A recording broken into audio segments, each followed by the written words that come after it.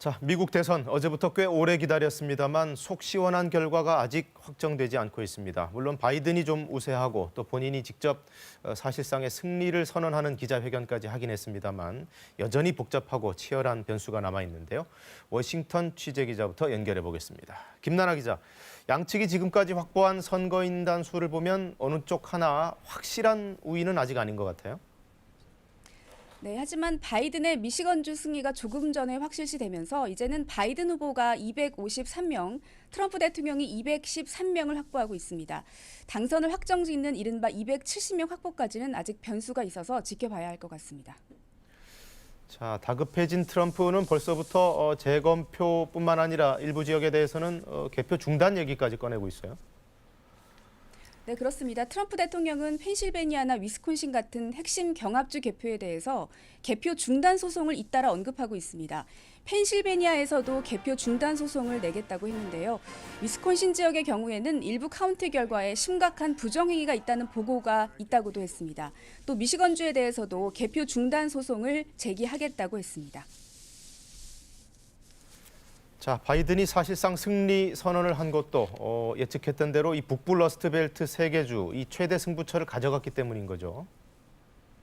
그렇습니다. 북부 경합 3개 주 가운데 트럼프 캠프가 언급한 위스콘신 지역의 경우에 사실 개표 초반에만 해도 트럼프가 두 자릿수 포인트차로 이기던 곳이었는데 99% 개표된 지금 바이든의 승리가 예측됩니다.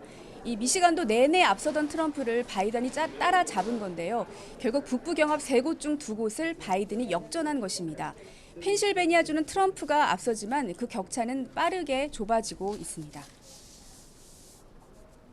자, 윤곽은 어느 정도 드러나고 있습니다만 어쨌든 최종 결과는 아니고 남은 승부의 변수들 어떻게 좀 정리해 볼 수 있을까요? 네, 바이든 후보가 미시건, 위스콘신 두 주에서 이기는 게 확실시되면서 꽤 유리한 상황입니다. 세 곳 중 대의원이 가장 많은 펜실베니아주를 트럼프 대통령에게 내줘도 승리할 가능성이 꽤 높습니다.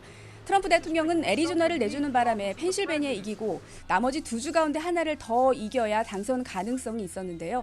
하지만 이제 선거인단 수가 6명으로 작은 규모이긴 하지만 네바다의 결과가 꽤 큰 변수가 될 수 있습니다. 지금은 바이든이 조금 앞서 있는 상태입니다. 자, 바이든이 기자회견을 하긴 했습니다만 어쨌든 최종 개표 결과는 아니고 그 최종 결과는 우리가 언제쯤 이제 알 수 있을까요? 네, 표차가 접전이기도 하지만 아직 도착하지 않은 우편 투표도 무시할 수 없어서 상당히 오래 걸릴 수 있다는 분석도 나옵니다. 특히 네바다주는 우편 투표가 다음 주 화요일까지 도착만 하면 노스캐롤라이나는 다음 주 목요일까지만 도착하면 인정하도록 돼 있습니다. 승부가 갈린다고 해도 이 우편 투표 사안을 놓고 양측의 갈등은 꽤 클 수 있고요. 그 본격적인 다툼의 조짐은 이미 시작된 것으로 보입니다. 지금까지 워싱턴에서 전해드렸습니다.